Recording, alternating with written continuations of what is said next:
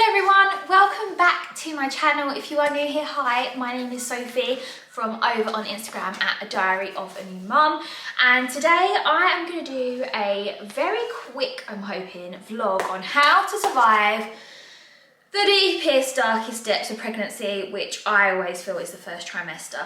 Everybody's different. These are just my opinions and this is what helped me. I'm in no way a doctor or able to give medical advice or anything like that. But this is what helped me survive those months, especially with a toddler. So I am currently 27 weeks pregnant, so I am well into the second trimester, actually pretty much in the third trimester. Am I 28 weeks? I think I'm 27 weeks. This is the difference between a first pregnancy and a second pregnancy. I feel like the first pregnancy, you just know what week you are to the day, like everything like that, whereas the second, I don't really have time for that.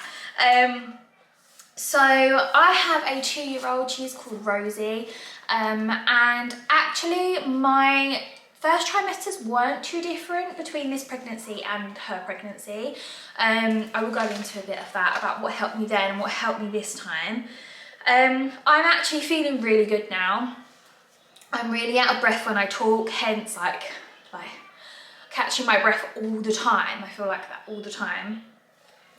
But I'm just so grateful that I'm not in that first trimester, and I probably will never be again because I think I'm done after this one.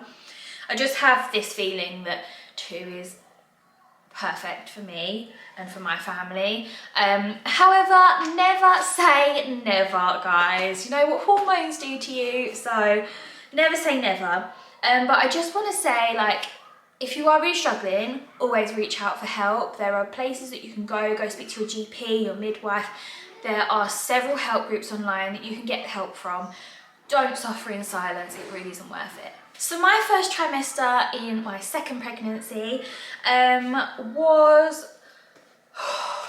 a ride. Let's just put it like that. It was a ride, which is what I was expecting it to be. So that wasn't new to me. I found out I was pregnant at 4 weeks, like super early, super early. I just knew, as I did with Rosie, I just knew I was pregnant before any of the symptoms or anything like that kicked in. I had nausea by 6 weeks and it hit like a ton of rocks. There was no kind of gradual inkling it was coming, it was just like there. Whereas with Rosie, it was more gradual in the lead up to having nausea. By the way, if you can see like her plate in the background, I do apologise, it is lunchtime. She doesn't want it at the moment, so I'm not forcing her.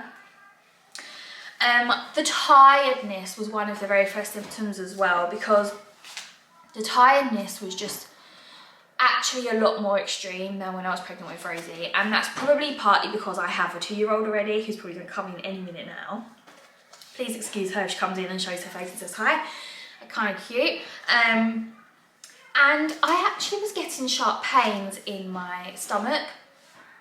Now I know that's because the placenta is on the front, and apparently that's because it was implanting on the front or something, rather than the back. That's what I've been told by my midwife. Again, don't take that for gospel, just do your research. If you've got any pains, just ask the medical professional. Don't sit there and worry, because I did that and turned out there was nothing to worry about, but it could have been something to worry about. And it could have been something that could have gone wrong, but could have been prevented from going wrong. Along with the pains and the tiredness and the nausea, I couldn't help but feel the excitement with Rosie a lot more than this time. And I feel really guilty saying that, because this is a baby that is so wanted and has been for a very long time.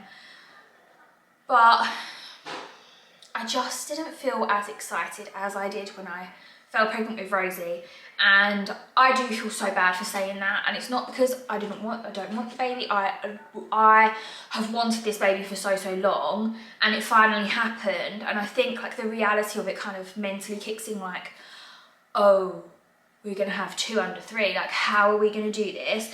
And then you feel all these like side effects and symptoms, and you're like, how am I gonna do this with 2 children? But actually, you're not gonna have those symptoms when this baby's born. So you have to just keep reminding yourself that it's all going to be fine. You've wanted this baby, you've longed for this baby, and your family is going to be beautiful. Picture the end result. So on to what helped me mentally. That ties in really nice with the last one actually. What helped me mentally, and that really was the divide and conquer approach with a 2-year-old.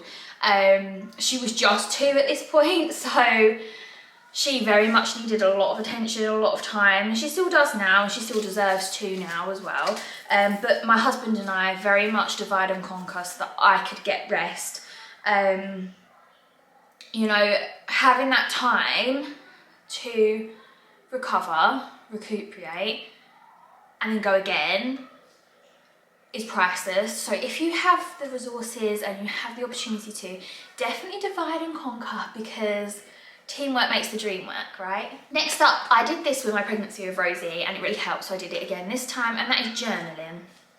So like almost like a dear diary, but like a week on a weekly basis of what you've been up to this week in your pregnancy, how you felt, any midwife appointments, what they've said, etc. And it's something for your child to perhaps look back on when they are a grown-up too, which is quite lovely actually. I actually read my mum's diary when she was pregnant with me, and a lot of the symptoms are very, very similar. She was a lot more sick than I was, but it was nice to read and it kind of made me feel a bit more normal when I needed to. So definitely journaling. You can buy books, pregnancy diaries, pregnancy journals, which is what I've bought, and they are definitely worth it. Next up is pregnancy apps. So I love, and I loved it with my first pregnancy, is the Philips one, which is Pregnancy Plus.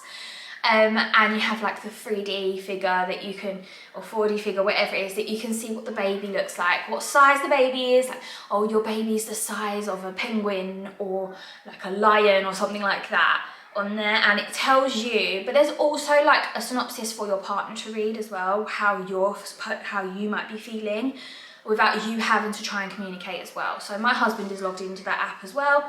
The app is completely free, but he will say also he has found it very helpful to know what's going on with me when I am very busy at the moment. And whereas we would have talked about a lot of things before in my first pregnancy, the opportunity isn't always there in this pregnancy. So for him just to read it up on his lunch break or whatever, week by week, is amazing. Facebook groups, if you are on social media, definitely join Facebook groups. For example, I joined one with Rosie, which was the August 2022 babies group, and then I've gone for the June 2025 babies group with this one, and they are so helpful because there's just mums on there, and you can not compare symptoms, but you just feel normal, you just feel human. But definitely have a look out for those Facebook groups, because they are invaluable, they really, really are. And you stick with them as your child grows, and you just become a lovely little community on there. What helped me physically? Right, so let's all start with ginger nut biscuits. Ginger nut biscuits, I'm not talking about binge eating ginger nut biscuits or nothing like that. I'm talking about nibbling away on a ginger nut biscuit throughout the day. Honestly, save my bacon.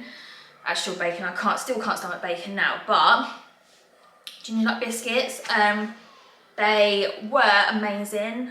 Ginger is supposed to be really, really good for nausea anyway, and obviously you've got the sugar in the biscuit that just gives you a little spike of energy. Ginger nut biscuits.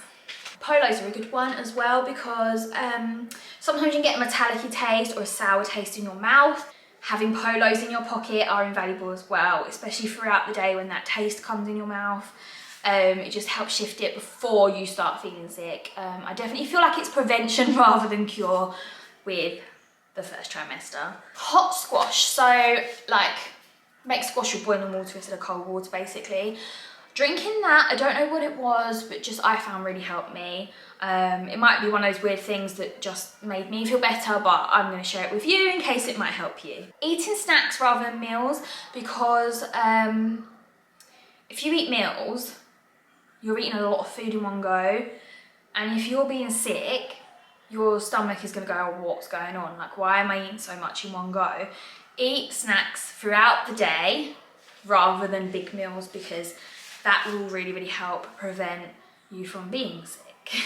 My husband cooking was a good one because I could not stand the smell of food at all. No way, I couldn't smell it, especially bacon cooking. Like, I just couldn't. It's so funny how there's certain things that just trigger you, and that is definitely one of them. So definitely getting your partner to cook is a good one. Not changing scents in your house. I made this mistake when I was pregnant with Rosie. I changed all the air fresheners over to a different smell and they made me sick. So keep what you have in the house the same smell-wise. Don't change your perfume, don't change your air freshener scent. If you need a new air freshener, get the same scent, because, and even your partner, not to change their aftershave or their perfume, because the change in the smell can trigger nausea, and I found it did with me. Some people say they can smell wood like so clearly. That isn't the case with me. It was a change in smell that made me feel really sick, and it wasn't a horrible smell because it was horrible or anything like that. It was just because it was a change in smell. So odd. Eating breads and carbs. I lived on toast, guys. I'm not gonna lie, and I still live on toast now, mainly. Toast. Do you know what? Eat what you can eat and keep down, because keeping that down is better than eating really well but bringing it all back up, right? You're not gonna get any nutrients from that. So eat what you feel like you can eat and keep it down. Bread was that, and carbs was that for me as well. Ginger tea. Now be very, very careful that it doesn't contain licorice root or licorice roots or something like that in it. Tesco's do a ginger and lemon tea, perfect. Not a fan of the flavour, but it really did kind of help. Wasn't a miracle cure, don't get me wrong, but when you just needed a little something just to, you know, give you a little bit of wriggle room to kind of get something else to make you feel better, that was it, and it was quick and easy. You can also get anti-sickness bracelets, you know, like the travel bracelets that you get that you put around your wrist. They are supposed to be quite good. I don't have any experience with those, but I know Shan over at Home and Shan, she used them and she swore by them, so definitely check those out. Water bottle. Drink out of a water bottle so you know how much you're drinking. I wasn't drinking enough. I was dehydrated, made me feel worse than what I should have felt because I wasn't drinking enough water. Definitely get your own water bottle and you know exactly how much you're drinking. It's difficult with glasses. With a water bottle, you can see what you're drinking. Speak to your GP. If you really, really are struggling, just speak to them. This is hard, it's hard. It is bloody, bloody hard. And you are not giving up by going to speak to someone. If you want medicine, ask for the medicine. If you don't, say you don't want the medicine, but you want some advice. You know, it's not a one-size-fits-all. So definitely go to your GP and speak to them. And if they suggest medicine and you feel comfortable to try it, definitely give it a go. I mean, read up, do your own research on the pros and cons to it. But definitely listen to your body, listen to your head, not what other people are saying. Make your own choices on that. So they were my top tips. I really, really hope you enjoyed this video and that it was helpful to you in some way. Please, please subscribe. It really helps me more than you know. I don't get paid for these videos, but I do enjoy providing free content to you. So if you wouldn't mind subscribing, that would be amazing. And I really love seeing the numbers go up. And know that I'm being of somewhat helpful to people. It's nice to feel like that sometimes, isn't it? And join me over on Instagram at Diary of a New Mum. Follow me over there as well. I have different reels and stuff coming out soon. Please leave your comments and tips below. Any ideas you have, any ways that made you feel better that could potentially help someone else, leave them down below. Let's help other people out and, yeah, help each other out in this community, because it's tough in that first trimester. And if you clicked on this like this is you're in the first trimester, and I promise you it's not forever. It feels like it is forever, and it's going to go on forever, and it's going to last forever, but I promise it will be over and you will get to enjoy your pregnancy and you will feel great. Thanks so much for watching. I'll see you in the next vlog. Bye.